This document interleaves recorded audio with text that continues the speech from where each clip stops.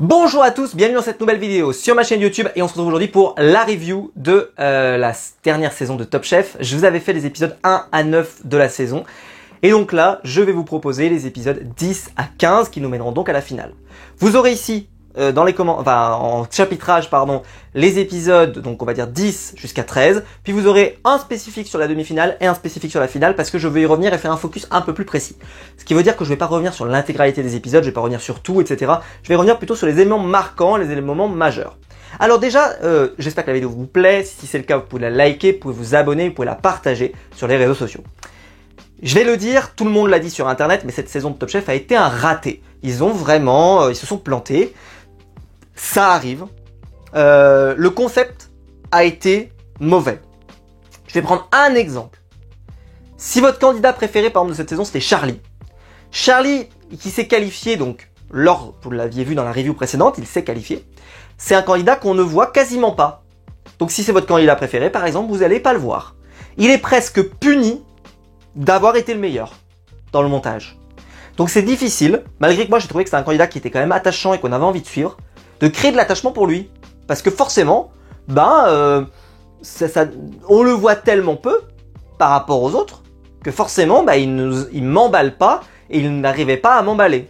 Bref, j'ai trouvé que l'épisode, et même l'ensemble des épisodes, a été pénalisé par sa mécanique.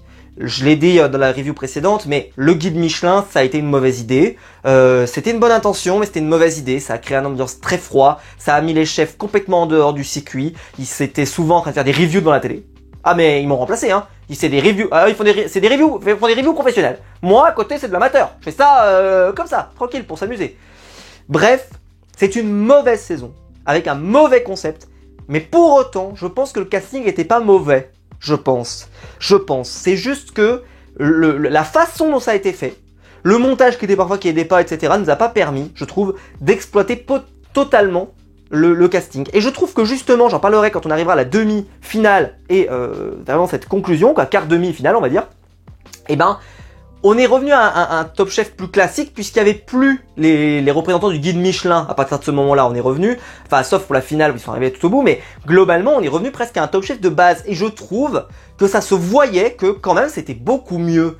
Déjà parce que les chefs vont retrouver toute leur place, ils vont revenir, ils seront quasiment plus devant les écrans de télévision à faire des reviews. Là, ils vont être avec les candidats, etc., etc. Et je vous expliquerai, je prendrai des cas concrets dans les épisodes que je vais vous chroniquer ici dans cette review, mais c'est pour expliquer que je pense vraiment que c'est une saison qui a été sacrifiée par son concept. Voilà. On va rentrer dans le détail, j'espère que la vidéo va vous plaire en tout cas et que vous allez... et dites-moi évidemment dans les commentaires votre retour sur la saison. Alors, déjà on commence par l'épisode 10 avec l'arrivée de Alain Ducasse pour faire une épreuve qui était sur le thème de la naturalité. C'était donc inverser la viande et le légume. C'est un épisode qui était très centré sur ce sujet-là, c'est-à-dire un sujet on essaie un peu de tromper le palais des gens avec qui on est, puisque le deuxième sera également sur ce sujet. Forcément, c'est un sujet qui est, moi, je trouve hyper intéressant. Moi, ma mère était végétarienne et c'est vrai que j'aime beaucoup le fait de se dire que des plats végétariens peuvent être bons, pas juste simplement pauvres parce que voilà, on aime le côté légumes. Non, ils sont bons et ils sont de qualité, etc., etc. Finalement, donc, ils vont prendre des classiques. Donc, par exemple, t'as le bœuf carotte, on a la blanquette de veau, on a le bœuf bourguignon, le poulet basquez, etc. Voilà, des classiques comme ça de la cuisine française. Alors, il était imposé. C'est le seul remarque que j'ai fait, c'est que peut-être que, c'est que t'arrivais, tu découvrais que toi, tu devais bosser sur celui-là. Donc, forcément, il y a une petite inéquité parce que, tu bosses pas sur le même plat. Est-ce que c'était pour éviter que ce soit trop redondant pour les chefs d'avoir toujours le même goût, etc., etc. Bon, peut-être, mais ceci étant, c'est vrai que c'est dommage parce que peut-être que certains auraient été super inspirés sur le bœuf bourguignon et puis moins sur le poulet basquez. C'est possible. Bon, c'est comme ça, j'ai envie de dire, le concours est également aussi des fois de les mettre un petit peu dans leurs difficultés, quoi. Et au final... ce fut une bonne épreuve. Je trouve que c'est une épreuve qui a permis de voir justement que le casting était quand même pas mal. Parce qu'ils ont produit des choses qui étaient plutôt belles. Je veux dire, les tagliatelles de blanquette de bœuf, franchement, je trouvais que c'était stylé, quoi. C'était stylé comme truc. Donc vraiment il y a eu des bonnes choses. Et je trouvais que dans cet épisode, on retrouvait un peu le Top Chef passionné. Par exemple, il y avait donc un chef qui était présent pour les dégustations, qui venait goûter avant qu'Alain Ducasse goûte, et qui venait donc leur donner son avis, et il s'appelait Christophe Sainte-Anne. J'ai noté son nom parce que quand il faisait les dégustations, etc., j'ai trouvé que on retrouvait le côté passionné de la cuisine, on retrouvait, enfin voilà. Et comme je vous l'ai dit, moins on voyait le guide Michelin, moins on voyait ce côté lourdingue, etc., plus les épisodes étaient de qualité. Et plus on voyait le potentiel du casting. Et je trouve d'ailleurs que les épisodes ont une tendance à s'améliorer, sans être exceptionnels. On en reparlera notamment avec la finale et la demi-finale, mais j'en reparle tout à l'heure. Ensuite, on a eu le trompe-palais, donc avec Adrien Cachot qui est revenu et Pascal Barbeau. Donc là, il fallait remplacer la viande par un légume, mais qui est l'illusion que c'est de la viande. J'ai trouvé l'épreuve géniale. Franchement, quand tu voyais les productions proposées par les candidats, franchement, ça faisait rêver. Quand tu les voyais couper, ça donnait envie. Je trouve que c'était, tu vois, c'est appétant, c'était gourmand, comme ils aiment le dire dans le programme. Et donc, Esteban va partir sur l'idée de faire un riz de veau avec du chou-fleur, parce qu'il y a un peu la forme du riz de veau avec le chou-fleur. Mais finalement, c'est le chef lui dit, je suis désolé, mais faut que tu comprennes que le chou-fleur, ça a un goût de chou-fleur. Hein. Alors je sais, ça fait un peu con dit comme ça, mais il dit, le chou-fleur, t'arriveras pas à camoufler, en tout cas pas autant, que c'est pas des riz de veau et que ça va rester du chou-fleur. Tu vas voir, parce que ça a quand même un goût assez fort, etc., etc. Bon, moi j'adore le chou-fleur, mais ça m'a jamais pas paru être un produit extrêmement, je sais pas comment vous dire, mais en tout cas avec beaucoup de goût. Mais eux, en tout cas, c'est ce qu'ils ont pensé. Et finalement, Esteban, ça ne payera pas pour information sur cet épisode. C'est Charles, pour information, qui va s'imposer avec sa paupiette végétale, qui était vraiment très belle. Et pourquoi je le signale, c'est que Charles, c'est un candidat auquel je connais une personne qui ne l'aimait pas particulièrement au début du programme. Et je trouve que dans la deuxième partie du programme, il était de plus en plus en train de se révéler, depuis notamment que sa femme était partie. Je trouve qu'il a pris de plus en plus de galons, de plus en plus de place dans le programme. Je trouve qu'il était encore plus souriant, encore plus... je sais pas comment vous dire, mais en tout cas, je trouve que c'est un candidat qui était de plus en plus attachant. Finalement, donc on se retrouve avec Quentin contre Esteban dans une épreuve du Rouget Express. Donc il fallait faire une recette de Rouget. Et c'est Quentin qui s'impose et Esteban qui quitte l'aventure. Il était peut-être arrivé un petit peu en bout de course, notre ami Esteban. Épisode 11, c'est l'arrivée donc des brigades cachées. Donc Ilan et Grégoire intègrent l'aventure avec donc leurs chefs respectifs. On en reparlera au fur et à mesure. Je tiens à dire que moi j'ai moins suivi les brigades cachées. Je n'ai donc un peu moins d'attachement pour ces candidats qui débarquent donc à l'épisode numéro 11 de la saison. Il n'en restait que 4. Pour ceux qui ont regardé la totalité, vous n'avez donc pas ce problème. Vous avez tout regardé et donc ce candidat vous semble tout autant officiel. J'ai envie de dire que celui qui est le plus pénalisé, si jamais vous n'avez fait comme moi et que vous n'avez pas trop regardé la brigade cachée, c'est forcément Ilan. Parce qu'Ilan, lui, il n'a même pas fait les sélections de départ. Il a été rattrapé et il a fait une sorte c'est un candidat, c'est le candidat, on va dire, qui restait en stock, quoi. Voilà, c'est pas très beau ce que je dis, mais c'est un réserviste, voilà, c'est le mot que je cherchais, pardon. Et donc on se retrouve avec ce candidat qui apparaît là, mais il s'avère que j'avais un petit peu regardé la brigade cachée. J'avais regardé de temps en temps, quelques minutes, ou des fois, voilà, je regardais le début, etc. Et je trouvais qu'il avait une belle énergie, il avait l'air, et je trouvais que ça se passait bien aussi avec le chef aussi, c'était sympa. J'aimais bien ce qu'on en voyait. Et pareil pour Grégoire. Mais Grégoire, lui, va avoir un problème, c'est que je trouve qu'en termes de présence télé, je trouve qu'il est très très plat. C'est pas quelqu'un que je trouve qui est passionnant. Voilà, on sent qu'il a du talent, qu'il sait bien cuisiner. Mais quand on comparait avec Ilan, il y avait quand même quelque chose à la télé. Grégoire, c'est encéphalogramme plat, c'est pas une critique, c'est rien contre lui, mais je trouvais qu'il nous a rien donné, je trouve, à l'image, quasiment, même en demi-finale, où normalement, là, on peut plus faire ressortir un peu son côté, candidat, qui fait un peu le show parce que tu challenges tes coéquipiers. Ça n'a pas suffi, quoi. Bref, dans cette épreuve-là, donc c'était une épreuve de la mouillette, avec donc une épreuve un peu style palace. Donc c'était le but, c'est que ce soit le plus créatif possible, de révolutionner un peu la mouillette. Et c'est finalement donc l'œuf mouillette de Quentin. C'est le contraire de l'œuf mouillette, c'est-à-dire que en gros c'était le pain qui était, enfin bref, je vous passe les détails, mais en gros il avait inversé les choses qui devaient se tremper, etc. Enfin bref, et c'est là qu'on a vu tout le potentiel de Quentin. Et c'est vrai que Quentin, il est souvent dans les dernières chances, dans les trucs éliminatoires, etc. Mais je trouvais quand même que sur le fond, Quentin, il faisait partie des candidats qui performaient assez régulièrement. Et donc quand il se retrouvait en finale contre quelqu'un, je me disais toujours, si Quentin sort là, c'est presque un braquage. C'est dommage pour les autres, mais je pensais vraiment que Quentin, pour moi en tout cas, devait aller jusqu'au bout. On va voir si ça se vérifie. Ensuite, on a eu l'épreuve du thé, donc le tea time, avec une bouchée qui devait accompagner le thé. Donc pour info, je l'ai pas dit, hein, mais c'est Quentin qui s'est imposé, pardon. Et c'est la victoire de Grégoire sur cette épreuve. Et ensuite, l'épreuve de la pâte, donc avec Charles qui a été éliminé. Et je vous disais que à ce moment-là, j'ai commencé à m'attacher à lui, etc. Enfin, je trouvais qu'il était menant mieux.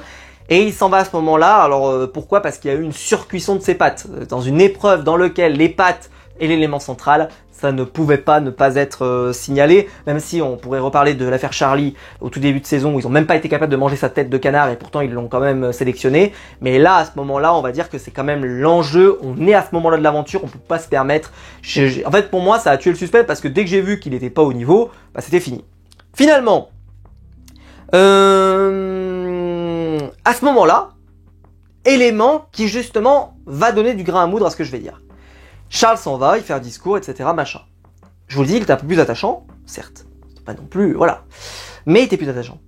Et là, Philippe Etchebest va se mettre à pleurer. Alors déjà, j'aimerais bien qu'on se rappelle collectivement Philippe Etchebest, le nombre de fois où il a pleuré dans l'émission. Je pense que ça ne peut pas se compter souvent. Voire même jamais. Et là, je pense qu'on est tous de la même manière. On s'est dit, bah ouais, il a pleuré, certes. Mais on les a tellement peu vus ensemble. Parce que, comme je l'ai dit, les chefs cette année, ils ont passé leur temps à faire des reviews dans l'écran. Que je trouvais que ça touchait moins. Ça m'a touché. Mais on n'arrivait peut-être pas à l'appréhender. Tu vois, quand t'as vraiment un candidat qui est éliminé et qui a de l'émotion, et que toi aussi tu t'es attaché à ce binôme, etc., le chef plus son candidat, etc., etc., et que ça fait cet effet-là, ok. Mais là, bah non. De mon côté, et là je parle humblement de mon côté, ça n'a pas été le cas. Je me suis dit, ça suffit pas. C'est pas, même si ça pleure, et comme je vous l'ai dit, j'ai un peu plus quand même de sympathie pour Charles, ça ne suffisait pas à vraiment m'aller me tirer les larmes, etc.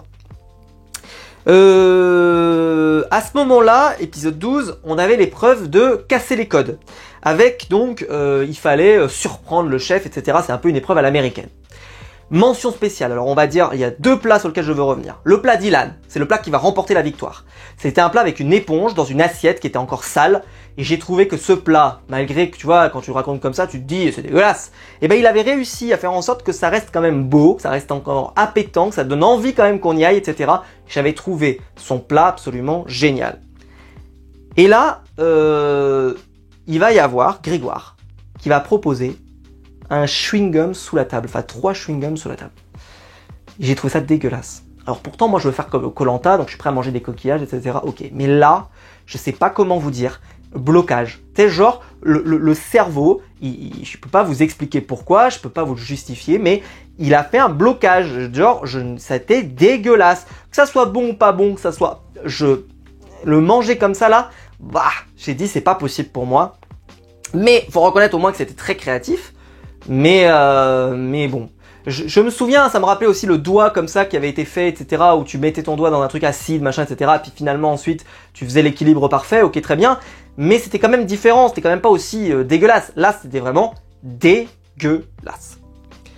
Finalement, c'est Ilan qui s'impose avec donc son éponge, et j'ai trouvé que c'était mérité. Puis ensuite on a eu l'épreuve du Pithiviers. L'épreuve du Pithiviers, c'est un classique de Top Chef, excusez-moi.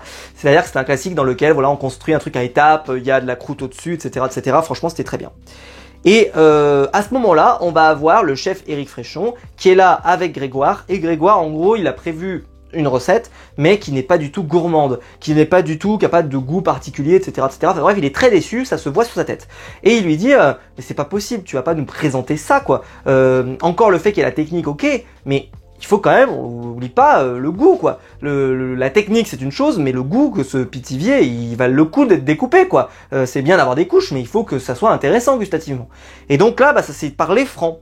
Et c'est des scènes, je vous mets au défi, on les voyait plus, ces scènes-là. Parce que les chefs, ils étaient en review devant l'écran. Donc on risquait pas de les voir. On risquait pas de les voir. Ils sont en review devant leur écran. Comment vous voulez qu'on voit ça?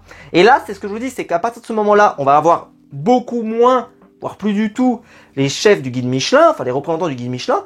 Et donc forcément, on va revenir à un Top Chef un peu plus tradi, un peu plus classique. Et c'est là qu'on voit quand même que ça marche. Cette mécanique, elle marche. Quand on crée de l'attachement, quand les chefs, ils commencent à échanger, etc., c'est intéressant.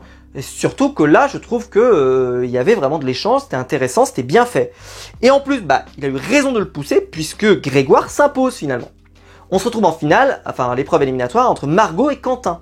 Donc Quentin se retrouve à nouveau en épreuve éliminatoire, mais c'est Margot qui finit par perdre. Margot qui a vécu un épisode horrible, rien qui sortait comme il se doit, rien qui se passait comme elle l'avait envie, etc. C'était une catastrophe. On passe à l'épisode 13, c'était le thème du brûlé avec Alexandre Mazia. Et à ce moment-là, je l'ai marqué sur ma tablette en gras, le retour de Charlie. Si c'était votre candidat préféré, le moment où on a revu Charlie, 13, 14, 15. Avant ça, il était genre le guest. Tu sais, vous savez, dans le générique des séries télé, des fois vous avez écrit guest star, etc. Et bah, Charlie, dans cette saison, c'est un guest star. C'est le guest star de Top Chef. Il était là, mais pas là. Voilà, il était là. Il faisait des reviews. Ah, il a fait des reviews. Ah, bah, il a fait des reviews lui aussi. Ah, mais les spécialistes des reviews, c'est un des bois à côté, comme je vous l'ai dit, amateur. Là, c'est des professionnels. Moi, je suis un amateur. Mais sans déconner, si votre candidat Charlie, c'était votre candidat préféré. Bon, il s'avère que j'aimais bien Charlie. Eh ben, tu le voyais jamais. Tu le voyais jamais. Et là, sur cette épreuve, pour information, c'est Charlie qui s'impose avec son chou brûlé, d'accord? Toutes les dégustations étaient bonnes. Je vais pas revenir sur une en particulier. Ça veut donc dire que Charlie est qualifié. Donc il repart au repos, il repart, en fait il le met dans un hôtel, etc. Et en gros, il attend que les candidats se qualifient au fur et à mesure. Ce que je veux dire par là, c'est que, c'est pas grave, Charlie était meilleur, il est meilleur. Mais ce que je veux dire par là, c'est qu'on le voyait tellement peu avant. Là, il s'avère qu'il revient, mais hop, il se qualifie dès la première étape, donc bah on le revoit plus. C'était très très dur de créer de l'attachement pour Charlie. Et pourtant c'est un candidat que j'appréciais, mais la mécanique, la façon dont ça a été foutu, etc., avec le fait qu'on voyait pas toujours tous les mêmes candidats, etc., bref, c'était un peu le bazar. Et bah finalement, Charlie, c'est un candidat qui avait énormément de potentiel, je pense qu'on aurait pu être hyper attaché, bien plus que ce qu'on a vu. Et finalement, bah ça n'a pas été tant que ça. Ensuite, on a eu deux chefs qui représentaient 9 étoiles ensemble, Arnaud Donquel et Arnaud Lallemand, qui sont venus faire un repas, enfin proposer en tout cas une sauce qui les surprenne. C'est-à-dire que c'est voilà, le but c'était d'avoir une sauce qui était complètement incroyable.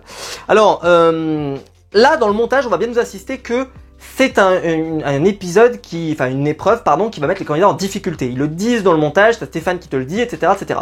Mais en fait, ils te spoilent presque parce qu'en fait, on voit, ils te font un montage avant que tu vois. Pourquoi tu nous dis déjà qu'ils vont être en galère? Nous le dis pas. Ça spoil. Et en fait, dans cette année, le montage, je sais pas pourquoi, mais ils ont toujours eu cette tendance à monter d'une manière pour après te le montrer, etc. Mais on n'a pas, je veux dire, t'inquiète pas, on est là de toute façon. Je suis là, il est 10h du soir, je vais pas me barrer. Je suis là. Donc en plus, ça rallonge. Dans cette saison, par exemple, le nombre de fois où ils ont remis les portraits, remis l'aventure, remis machin. Nous n'avons pas Alzheimer. Ça me dérange pas pour la finale parce que je trouve que pour la finale, il y a un peu ce côté de on revoit tout, etc. C'est normal. Mais pour les autres, tout le temps, t'avais des reprises de ce qu'ils ont fait. Et parfois, ça s'éternisait. À la limite, tu reviens sur un plat parce qu'il est référence avec le plat qui est fait actuellement. Pourquoi pas? Comme ça réactive pour les gens. Mais s'il n'y a pas de raison, juste revenir sur les perfs, voilà, je trouvais que c'était pas forcément toujours extrêmement intéressant. Et donc, Grégoire, il nous annonce, j'étais saucier, formé par Joël Robuchon, donc je dois fracasser. Et il propose, il dit, voilà, je suis spécialiste de la sauce, je vais y arriver. Et là, il arrive, il va voir Eric Fréchon qui débarque, je promets que c'était vrai. Eric Fréchon, il arrive, il lui fait, je vais faire une sauce végétale. Eric Fréchon, j'ai cru qu'il allait faire un AVC. Faut vérifier son état de santé, Eric Fréchon, parce que là, je pense qu'il a perdu 10 ans de vie. Il est arrivé, il a fait, je vais pas faire ça quand même. Parce qu'il lui avait déjà reproché, je vous expliquais tout à l'heure, que il y avait des plats parfois qu'il avait fait où il n'était pas assez gourmand, pas assez machin. Et là, il dit, ta spécialité, c'est la sauce. Donc la sauce, certainement, que tu as fait avec du jus de viande, etc., etc. Et là, tu peux sortir pour avoir une sauce hyper gourmande, hyper machin, et là tu décides de faire une sauce végétale qui va donc être bonne mais qui va être un peu plate. Bah il dit bah c'est pas possible. Et donc il est pas du tout convaincu. Mais pas du tout. Il dit mais ça sera pas gourmandise. Et donc là il y a un gros moment de doute et Grégoire il va se retrouver mais alors perdu. C'est même plus ce qu'il va faire parce qu'en fait il était parti sur un truc. Il dit moi j'ai fait ma sauce végétale et finalement il est perdu. Quentin lui il va proposer 4 sauces. 4 sauces, on en demande qu'une, il en fait 4. Avec le jus de bœuf en principal, et ensuite avec un qui se complète, en fait il a fait plusieurs étapes. Et finalement, lui, marrant parce qu'il proposait le jus de viande, enfin le jus de bœuf, pardon, et les autres jus autour, d'accord? J'espère que vous avez suivi. Et finalement, il échange avec son chef, et il lui dit, son chef lui fait, mais est-ce qu'il serait pas encore plus malin que ton truc au milieu soit pas de la viande, mais qu'en fait on ait l'impression que c'est de la viande. Et donc il finit par faire remplacer la viande par de la betterave. Et c'est presque un peu, c'est marrant parce que c'était en miroir de ce que reprochait Éric Fréchon. Je sais pas si vous voyez à Grégoire. C'est-à-dire que Quentin, lui qui était parti sur je mets de la viande, bah hop, c'était l'inverse. Et donc je trouvais que c'était marrant parce que ça donnait aussi un peu deux approches.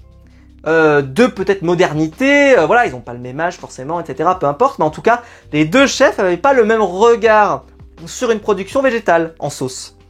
Et donc, j'ai marqué, j'ai dit bah donc c'est un peu comme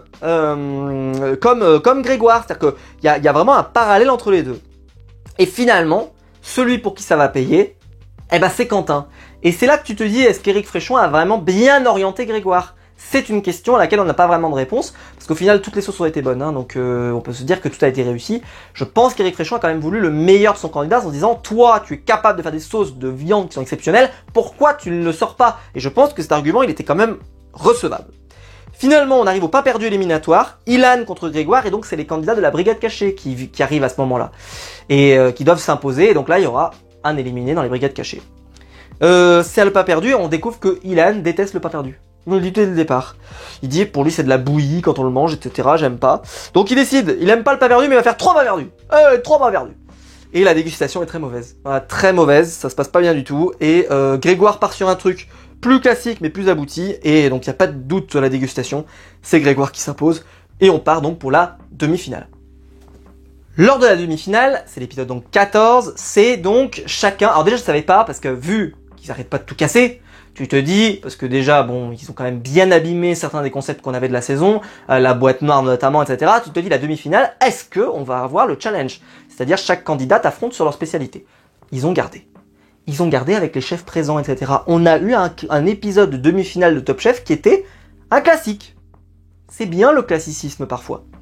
Finalement, le thème de Charlie, c'était le trompe-palais, qu'on a déjà vu. Ce qui est un peu dommage.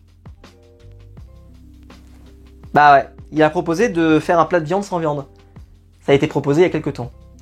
Alors là, moi j'ai deux remarques. La première, c'est que quand est-ce que la production récupère les infos des thèmes des candidats sur lesquels ils vont se challenger à la fin ? Est-ce que dès le départ de la saison, on leur demande et ils le préparent dès le départ ? Ou est-ce qu'ils attendent, je sais pas, dans l'aventure par exemple ? J'en sais rien. Et mettons plusieurs options. C'est sûr que certains, quand ils font la production de l'épisode et de la saison, ils mettent des marqueurs, ils se disent, bah là, ce sera l'épreuve sans viande, machin, etc. Mais si tu sais qu'à la fin, il y a un candidat qui va proposer ça, bah tu ne fais pas ce thème-là, tu changes de thème. Est-ce que vraiment Adrien et Pascal, ça les aurait dérangé de proposer un autre thème ? Parce que c'est sûr, ça faisait redondant. Alors, c'est pas grave, mais ça faisait redondant. On l'avait déjà vu. Bon. Mais il a quand même rajouté des difficultés. C'est que, donc c'est un plat sans viande, mais avec un produit de la mer en plus, donc on rajoute, et aucun épice pour faire en sorte que ça ait l'air de la viande. Et il leur donne 1h30. Donc Charlie va essayer de faire un bourguignon de Saint-Jacques. Franchement, ça avait l'air incroyable. Quentin lui va partir sur de la Saint-Jacques, mais en blanquette. Et Grégoire, il va partir sur un maquereau, dorade, betterave, tartare de bœuf, etc. Finalement, c'était une bonne épreuve, mais c'est juste que je trouve ça dommage que la production ne tienne pas compte des duels qui vont se faire après. C'est dommage. Refaites pas des redites, quoi.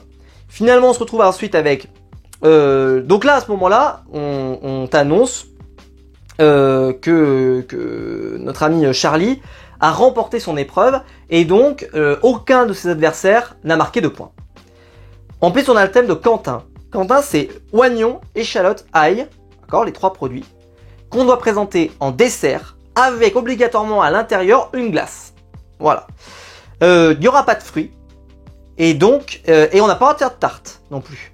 Donc en gros, il avait vraiment cadenassé le sujet, ce qui est un avantage, ou pas un avantage, mais en fait, à force de vouloir absolument cadenasser, je me suis dit, bah en fait, les préparations risquent de se ressembler. Parce que si forcément tu laisses pas trop de créativité, vraiment tu les brides, et ben ils vont se retrouver avec des choses qui sont assez similaires.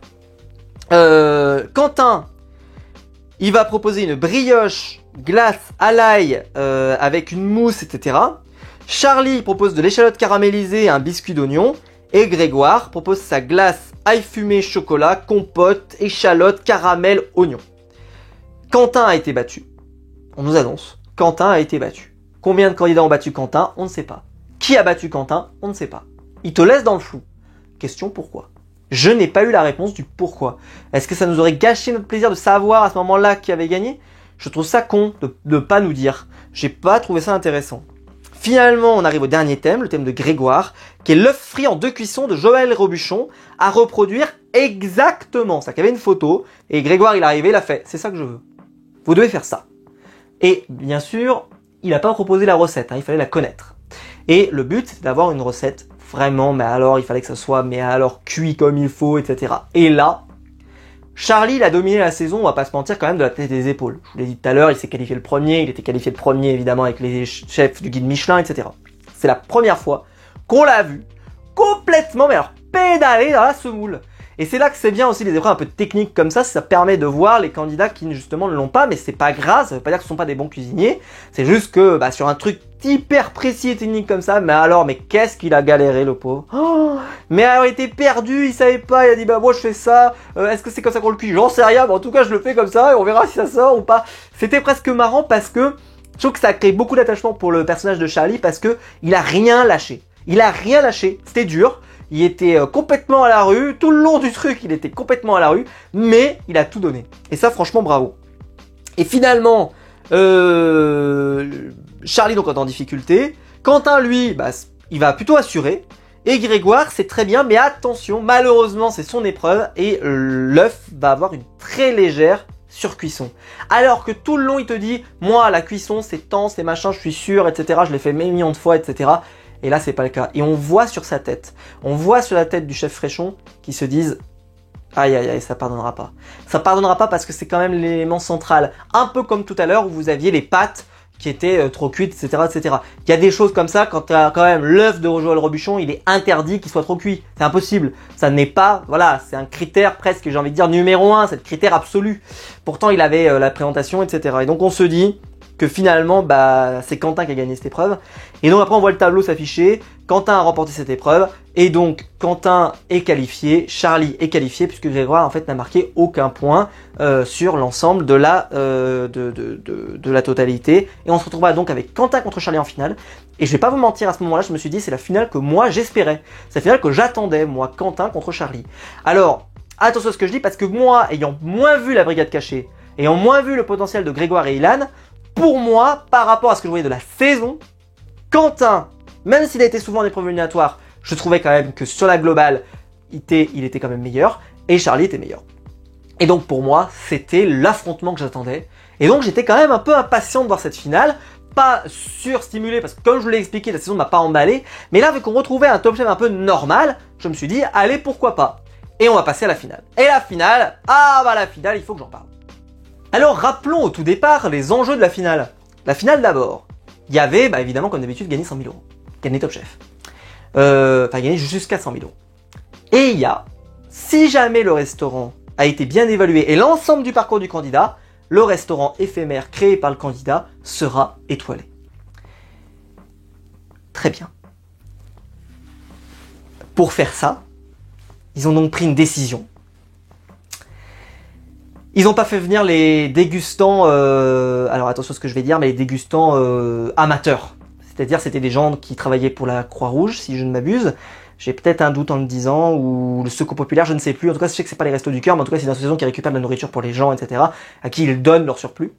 Et d'habitude, donc, il y a la marraine qui vient, ou le parrain, ou peu importe, qui explique l'enjeu, enfin voilà, qu'est-ce qu'on fait de la nourriture, etc. Bon, ok.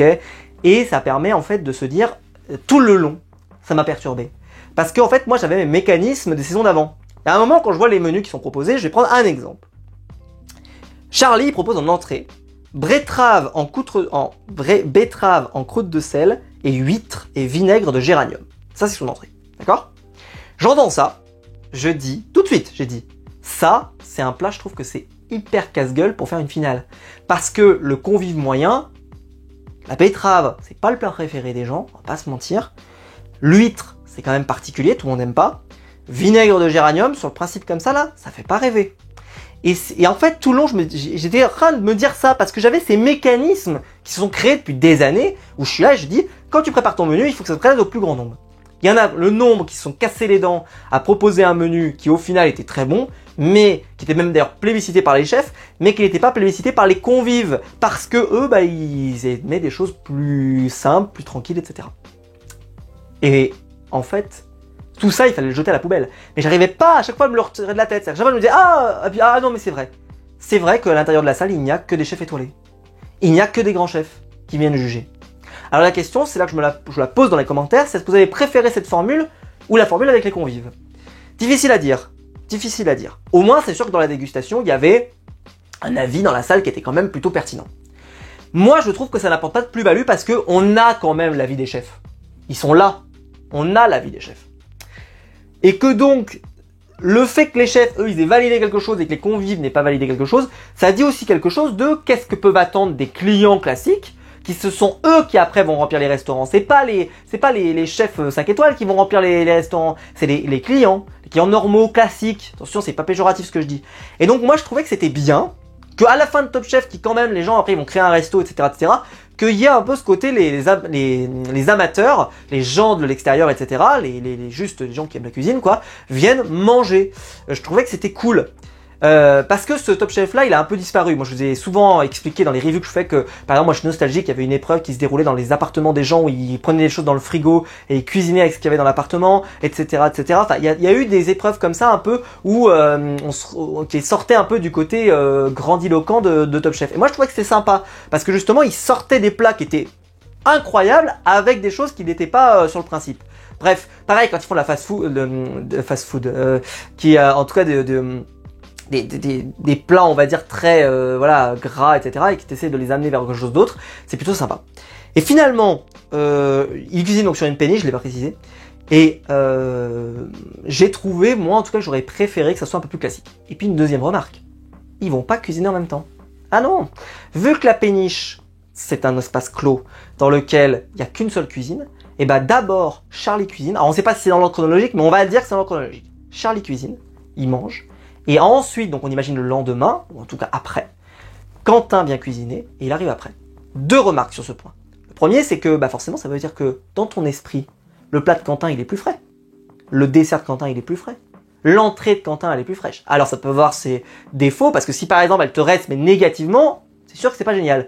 Mais malgré tout, là au moins, quand ils les mettaient dans la même salle tous ensemble, eh ben ils mangeaient tous en même temps.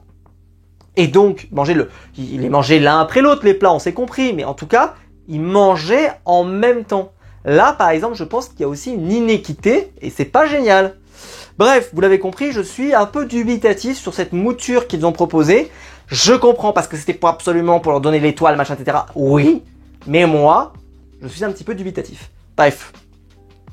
Et finalement aussi, parce que vu qu'ils allaient chercher l'étoile, il fallait des plats plus ambitieux. Et peut-être que justement, d'ailleurs, les plats de finale d'habitude sont un peu moins ambitieux, ils l'étaient toujours quand même, hein, mais un peu moins ambitieux, parce que bah il fallait plaire au plus grand nombre. Et je me souviens, les chefs leur disaient ça, c'est oublie pas que tu dois plaire à tout le monde. Il y a 100 convives, nous on est que 5, ok c'est très bien, mais voilà.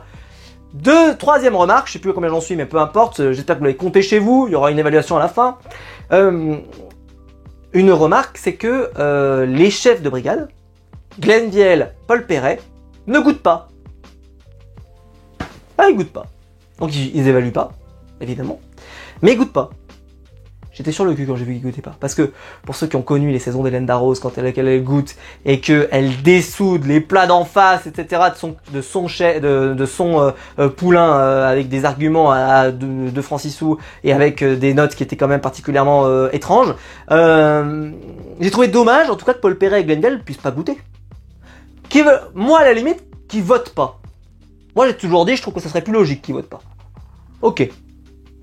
Parce que c'est pas pour remettre en cause leur objectivité. Mais forcément, t'as envie que ton candidat il gagne. Tu l'as stimulé toute la journée, t'as envie qu'il gagne. Mais par contre, à un moment, j'ai plutôt envie que on ait, je sais pas comment vous dire, mais que les chefs qui ont vu cuisiner dans la journée, ils puissent voir ce que ça donne à la fin, pour voir si ça a payé ou pas. Mais bon. Finalement, donc, je vous présente les plats, enfin les menus. Le premier, celui de Charlie. C'était donc entrée, donc comme je vous l'ai dit, betterave en croûte de sel. D'ailleurs, il vient présenter la croûte de sel là devant les gens. Pas trop l'intérêt, mais bon. C'est pour dire, t'as vu où on a fait de la croûte de sel? Oui, t'inquiète pas, on te fait confiance. Je t'inquiète pas, je vais pas les faire vérifier dans la cuisine. Hein. Je suis pas Philippe Etchebest qui arrive et fait, est-ce que la cuisine est bien propre? Non, c'est pas le projet. Huître, vinaigre de géranium. Le plat, c'était de l'ormeau avec des algues, pareil, tu vois, ça c'est un plat, dans la mouture d'avant, je pense que ça passe pas. En plus, il lui dit après, donc le chef vient le voir, il lui fait, il faut que t'en mettes 2. Parce qu'un seul, ça suffira pas. Le plat, il sera pas assez garni. Faut que tu te rends compte de ça. Ok, dans un plat qui sont jolis, etc. Mais il y a un moment, il faut que ça reste un plat. C'est vrai même avec 2 ormeaux, je trouvais que c'était pas non plus, t'avais pas de quoi te faire péter la panse, hein. En dessert, crème de topinambour avec glace. Donc, je sais plus ce que c'était la glace, en tout cas voilà. Mais ça veut dire que c'est une glace en plus qui est une glace de cuisinier. Ça sera cité dans les dégustations. Que on sent que c'est une glace de cuisinier. Pareil, le plat, ils diront, ah, c'est un plat quand même de quelqu'un qui sait cuisiner et qui cuisine. Mais en fait, quand on entend ça, c'est parce que ça se dit que peut-être qu'il a un peu sauté, fait un saut d'obstacle. De se dire, moi, j'ai pas proposé un dessert, je vais aller un peu à contre-pied. Je sais pas si c'était une excellente stratégie. Parce que je trouvais que ça révélait vachement qu'il était pas à l'aise en dessert. Je sais pas si vous comprenez ce que je vous dis. Mais en tout cas, dans ma tête, c'est clair. Du côté de Quentin, c'était une entrée asperges et ortie. Et là, je découvre, un peu comme vous, je suppose, que l'ortie, ça n'a pas de goût piquant. Et il dit, je pense que les gens s'attendent à que de l'ortie, ça soit piquant. Et ce qui m'a fait sourire, c'est que je me suis dit, alors, pour le tout venant, bien sûr, pour le tout venant, mais on est bien d'accord que les gens qui sont dans la salle, si pour toi, le chef, dans la cuisine, c'est évident que les orties, ça pique pas, je suppose bien que pour tous les chefs ici, c'est probablement évident également. En tout cas, je pense. Mais je pense que Paul Perret, il s'est dit, ou Glenn Dale, je sais plus qui c'était, peu importe, qui a dit, oui, je pense que à un moment, il faut qu'on sente que c'est un peu l'ortie et que ça pique un peu. Et donc, il va rajouter du poivre, etc. Donc, c'est plus le goût de l'ortie, mais c'est pas grave, mais c'est pour que ça pique. Ce qui sera très apprécié à la dégustation.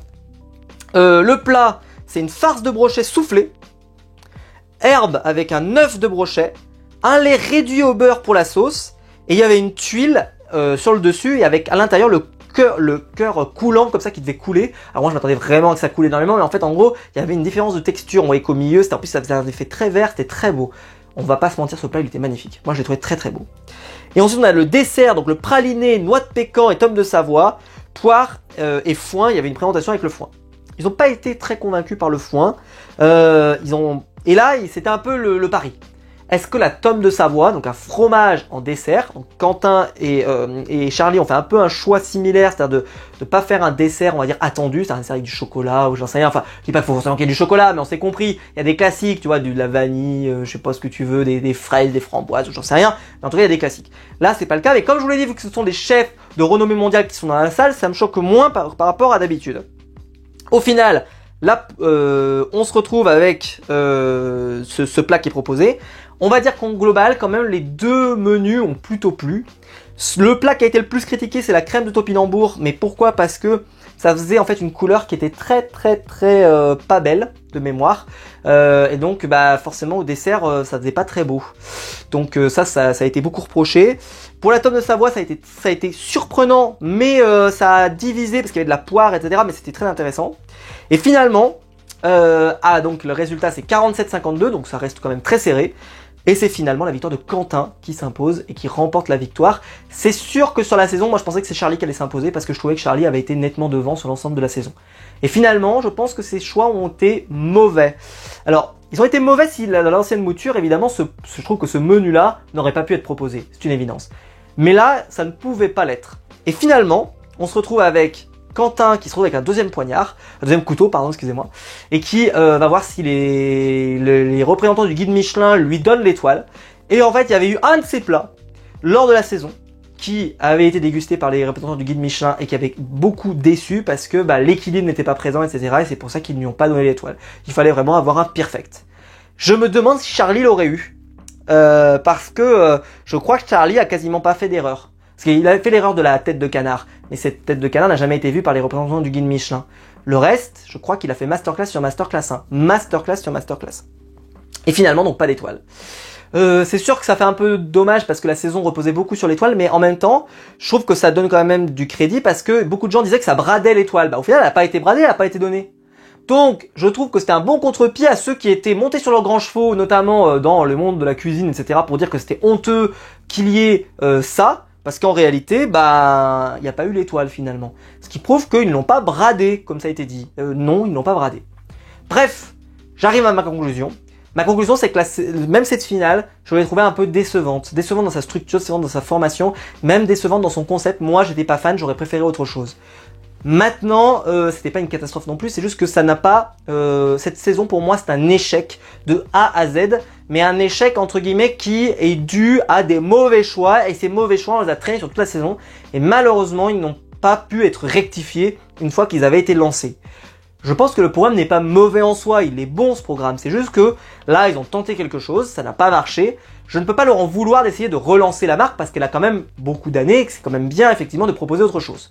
Je maintiens ce que j'ai dit dans la révo précédente. Certains chefs semblent moins investis.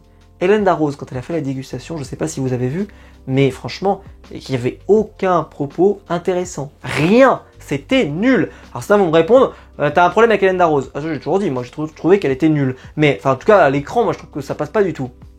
Mais je vais redire ce que j'ai dit. Comparer juste avec Stéphanie Lequelec qui était présente ou même Philippe Etchebest. Je trouve qu'il y avait Philippe Etchebest vraiment il y avait de la recherche, il essayait de dire des choses. Et Stéphanie Lequelec, qu'est-ce qu'elle est investie, qu'est-ce qu'elle est volontaire, motivée, etc. Quelle bonne pioche Stéphanie Lequelec, mais vraiment je suis immensément fan. Et alors pour notre ami Glenn Vial et Paul Perret, je trouve qu'ils étaient plus à la finale, même à la demi et finale. Mais en fait on peut se dire aussi que ce que j'ai dit sur eux, ça s'est révélé pour moi vrai, hein, c'est-à-dire qu'ils sont moins, ils ont l'air un peu éteints. Et là, sur cette finale, ils étaient un peu plus là. Et sur la demi aussi. Mais je me dis maintenant avec le recul aussi, c'est que le concept de la saison, où ils faisaient que des reviews, forcément ça, en fait, je pense qu'ils ont dit, on ne sert à rien. Et peut-être que eux-mêmes l'ont senti le côté de, le concept de cette année, il est vraiment pas il nous met pas en valeur, et donc on se retrouve complètement mis de côté. Je ne sais pas si ça a joué. Mais c'est vrai qu'ils avaient l'air complètement... ils y étaient pas, quoi. Donc on verra pour la saison prochaine qu'est-ce qu'ils vont faire. Est-ce qu'ils vont repartir sur autre chose? Déjà, je pense qu'à mon avis, le truc avec l'étoile, je pense qu'ils vont arrêter parce que c'est tellement eu de mauvais retours qu'ils vont arrêter. On va voir, est-ce qu'il y aura une rotation, un changement de chef? Est-ce que des nouveaux chefs vont intégrer l'aventure? Je pense que ça pourrait être bien parce que là, c'est vrai que je pense qu'il y a peut-être des chefs qui sont quand même un petit peu en bout de course, de mon point de vue. On verra si c'est le cas. En tout cas, dites-moi dans les commentaires ce que vous en avez pensé, est-ce que vous êtes satisfait du gagnant. Moi je l'ai pas dit, mais en tout cas Quentin est un bon gagnant, il est un bon gagnant. Vraiment il a tout donné, il allait chercher ses victoires un peu partout, etc. Franchement il a été très bon.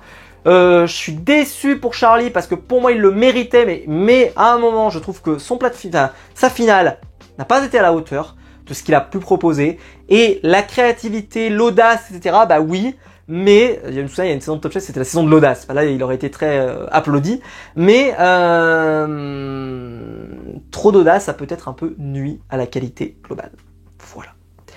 Si la vidéo vous a plu, évidemment, vous pouvez la liker, vous pouvez vous abonner, vous pouvez la partager sur les réseaux sociaux. Je vous attends évidemment dans les commentaires pour commenter cette vidéo. Le bouton rejoindre ici juste en dessous pour devenir membre soutien et je vous en remercie. Et quant à nous, on se retrouve très vite pour des nouvelles vidéos sur ma chaîne YouTube. Ciao!